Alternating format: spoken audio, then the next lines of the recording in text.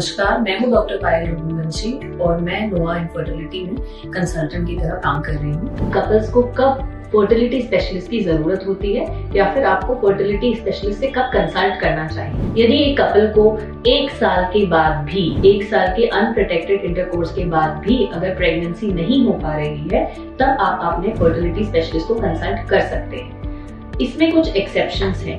यदि महिला की उम्र 35 साल से ज्यादा है तो फिर एक कपल को 6 महीने ट्राई करने के बाद ही फर्टिलिटी स्पेशलिस्ट को दिखा लेना चाहिए। यदि महिला के पीरियड्स इरेगुलर हैं, अनियमित हैं या फिर पीरियड्स में बहुत ज्यादा पेन है, तो भी आप सिर्फ 6 महीने ट्राई करने के बाद फर्टिलिटी स्पेशलिस्ट को कंसल्ट कर सकते हैं।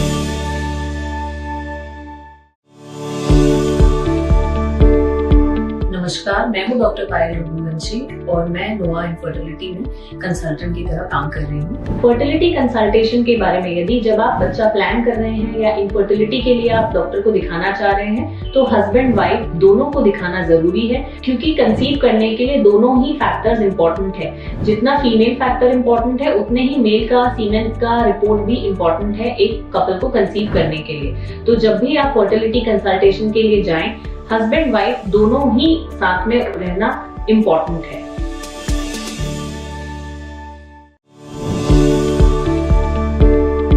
नमस्कार, मैं हूँ डॉक्टर पायल रघुवंशी और मैं नोआ इनफर्टिलिटी में कंसल्टेंट की तरह काम कर रही हूँ। बहुत सारे इनफर्टिलिटी कपल्स ये जानना चाहते हैं कि क्या कोई एक स्पेसिफिक डे होता है तभी आप फर्टिलिटी कंसल्टेंट के पास जा सकते हैं? तो जी नहीं, ऐसा कुछ भी नहीं है। आप महिला के माहवारी के कोई से भी दिन फर्टिलिटी कंसल्टेशन के लिए आ सकते हैं। अब जो फर्टिलिटी के टेस्ट होते हैं, उनमें ऐसा कोई भी टेस्ट नहीं है जो माहवारी के आधार पे किया जाता हो। आप किसी भी दिन कंसल्टेशन के लिए आ सकते हैं।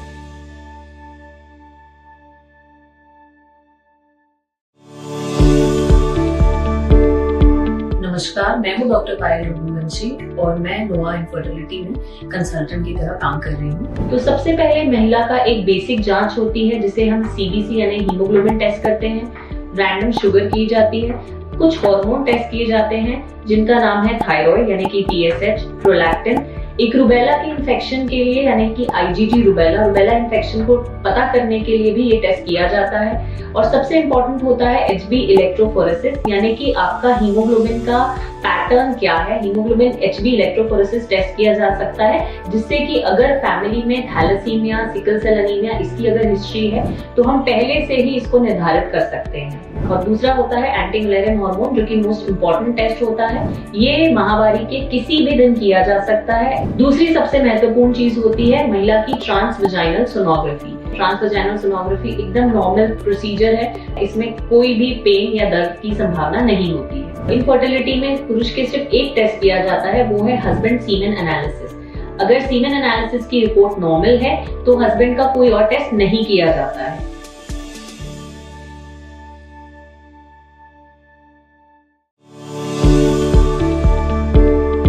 नमस्कार, मैं हूँ डॉक्टर पायल रघुवंशी और मैं नोआ इनफर्टिलिटी में कंसल्टेंट की तरह काम कर रही हूँ। IVF यानी कि इन विट्रो फर्टिलाइजेशन, जो अंडा और शुक्राणु फर्टिलाइज होकर जाइगोट यानी एम्ब्रियो बनाते हैं, वो प्रोसेस जनरली महिला की फेलोपियन ट्यूब में होती है यानी गर्भनली में होती है। अगर यही प्रोसेस महिला से अंडे लेकर, हस्बैंड से शुक्राणु लेकर, भ्रूण को यदि बाहर IVF लैब में बनाया जाता है तो इसे इन विट्रो फर्टिलाइजेशन कहा जाता है।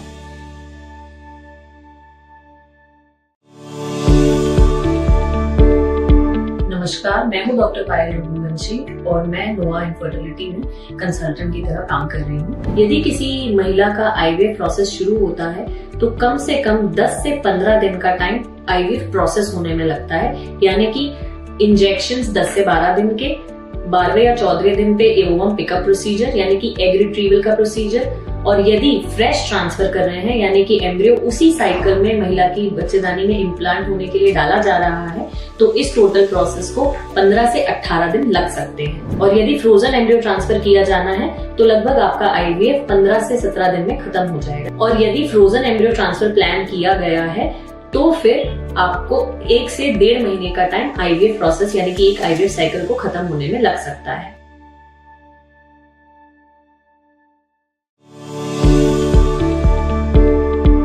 नमस्कार, मैं हूँ डॉक्टर पायल रघुवंशी और मैं नोआ इनफर्टिलिटी में कंसल्टेंट की तरह काम कर रही हूँ। आईवीएफ ट्रीटमेंट के बाद प्रेगनेंसी टेस्ट इस पे निर्धारित होता है कि आपको डे 3 का एम्ब्रियो डाला गया है या फिर डे 5 का एम्ब्रियो डाला गया है। यदि डे 3 एम्ब्रियो ट्रांसफर किया गया है तो प्रेगनेंसी टेस्ट 12 दिन के बाद 12 से 13 दिन के बाद किया जाना होता है, और यदि आपका डे 5 यानी कि ब्लास्ट ट्रांसफर किया गया है तो आप प्रेगनेंसी टेस्ट 10 से 12 दिन बाद करवा सकते हैं।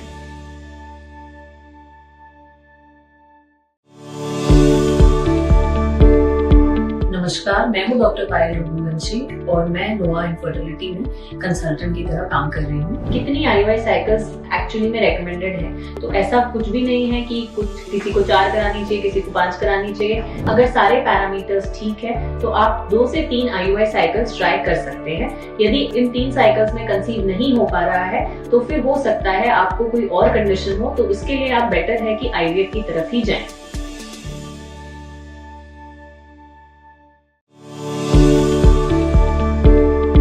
नमस्कार, मैं हूँ डॉक्टर पायल रघुवंशी और मैं नोआ इनफर्टिलिटी में कंसल्टेंट की तरह काम कर रही हूँ। आईयूआई ट्रीटमेंट के बाद कोई भी रेस्ट की जरूरत नहीं है। आप अगर वर्किंग हैं या आप आपका नॉर्मल घर का काम करना चाहते हैं तो आप वो सारे काम कर सकते हैं जो आप करते आ रहे हैं, जो आपके रूटीन में है। आईयूआई या आईवीएफ दोनों के बाद भी बेड रेस्ट करने की कोई जरूरत नहीं होती है। ये सिर्फ एक भ्रांति है। इनफैक्ट आजकल की जो स्टडीज हैं वो ये बताती हैं महिला अपना रूटीन काम यानी कि ऑफिस जाना या वो वर्किंग है, जो भी वो काम कर रही हैं वो कर सकती हैं। सिर्फ आईवीएफ के ट्रीटमेंट के बाद जो मेडिसिन आपको बोली गई हैं आपके डॉक्टर के द्वारा वो आपको टाइम पे लेनी है।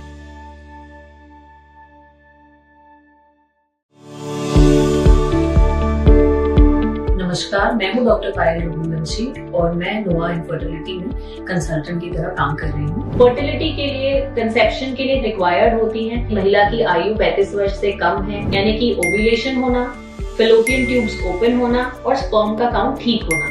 यदि ये चीज ठीक है तो आईयूआई का सक्सेस रेट 10 से 15% ही होता है। इससे ज्यादा आईयूआई का सक्सेस रेट नहीं हो सकता है, क्योंकि जो फर्टिलाइजेशन हो रहा है वो अभी भी ट्यूब्स में ही हो रहा है, नेचुरल ह्यूमन बॉडी में ही हो रहा है। तो ये एक तरीके का नेचुरल ट्रीटमेंट ही है।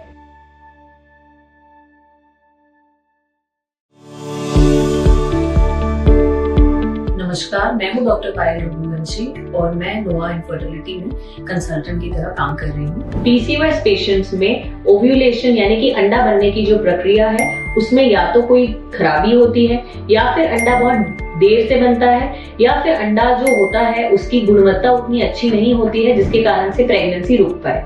तो पीसीओएस पेशेंट्स में हार्मोनल डिसऑर्डर्स के कारण माहवारी की अनियमितता, चेहरे पे बाल आना, ठीक टाइम पर अंडा ना बनना यानी ओव्यूलेशन ना होना, ये सारी समस्या पीसीओएस पेशेंट्स में आती है और इसलिए इनको फर्टिलिटी यानी कि इनको कंसीव करने में प्रॉब्लम होती है।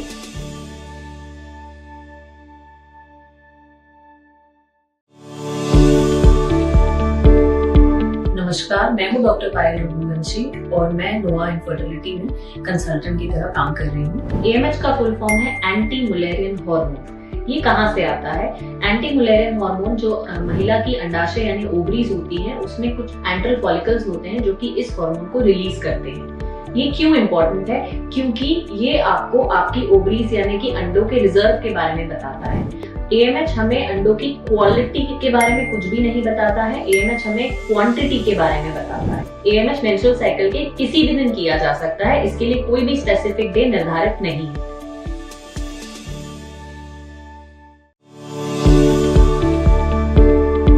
नमस्कार, मैं हूँ डॉक्टर पायल रघुवंशी और मैं नोआ इनफर्टिलिटी में कंसल्टेंट की तरह काम कर रही हूँ। जनरली आपने सुना होगा आपकी गायनेकोलॉजिस्ट जो फर्टिलिटी स्पेशलिस्ट है वो कह रही होंगी कि आपके एएफसीज ठीक लग रहे हैं, एएमएच ठीक लग रहा है। एएफसी यानी कि एंट्रल फॉलिकल काउंट। जब एक महिला आपके पास फर्टिलिटी कंसल्टेशन के लिए आती है और उसका ट्रांसवेजाइनल सोनोग्राफी होता है, उसमें हम एंट्रल फॉलिकल काउंट्स देख पाते हैं।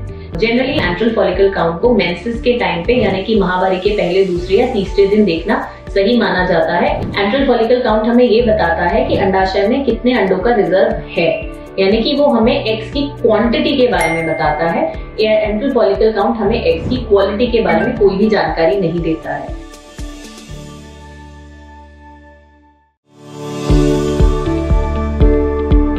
नमस्कार, मैं हूँ डॉक्टर पायल रघुवंशी और मैं नोआ इनफर्टिलिटी में कंसल्टेंट की तरह काम कर रही हूँ। आईवीएफ में एग के पास यानी कि oocyte के पास, अंडे के पास बहुत सारे स्पर्म्स को छोड़ दिया जाता है और उसके बाद जो फर्टिलाइजेशन बनके जो भ्रूण तैयार होता है वो आईवीएफ के द्वारा कहलाया जाएगा।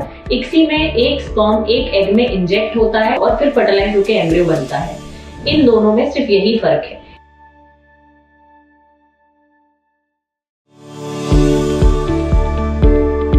नमस्कार, मैं हूँ डॉक्टर पायल रघुवंशी और मैं नोआ इनफर्टिलिटी में कंसल्टेंट की तरह काम कर रही हूँ। जनरली आपने सुना होगा, आपकी गायनेकोलॉजिस्ट जो फर्टिलिटी स्पेशलिस्ट है वो कह रही होंगी कि आपके AFCs ठीक लग रहे हैं, AMH ठीक लग रहा है। AFC यानी कि एंट्रल फॉलिकल काउंट। जब एक महिला आपके पास फर्टिलिटी कंसल्टेशन के लिए आती है और उसका ट्रांसवेजाइनल सोनोग्राफी होता है, उसमें हम एंट्रल फॉलिकल काउंट देख पाते हैं। जनरली एंट्रल फॉलिकल काउंट को मेंसेस के टाइम पे यानी कि माहवारी के पहले, दूसरे या तीसरे दिन देखना सही माना जाता है। एंट्रल फॉलिकल काउंट हमें ये बताता है कि अंडाशय में कितने अंडों का रिजर्व है, यानी कि वो हमें एग्स की क्वांटिटी के बारे में बताता है। एंट्रल फॉलिकल काउंट हमें एग्स की क्वालिटी के बारे में कोई भी जानकारी नहीं देता है।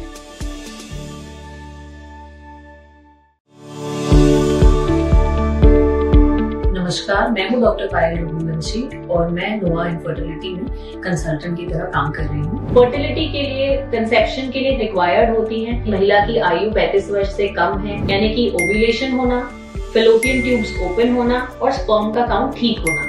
यदि ये चीज ठीक है तो IUI का सक्सेस रेट 10 से 15% ही होता है। इससे ज्यादा IUI का सक्सेस रेट नहीं हो सकता है, क्योंकि जो फर्टिलाइजेशन हो रहा है वो अभी भी ट्यूब्स में ही हो रहा है, नेचुरल ह्यूमन बॉडी में ही हो रहा है। तो ये एक तरीके का नेचुरल ट्रीटमेंट ही है।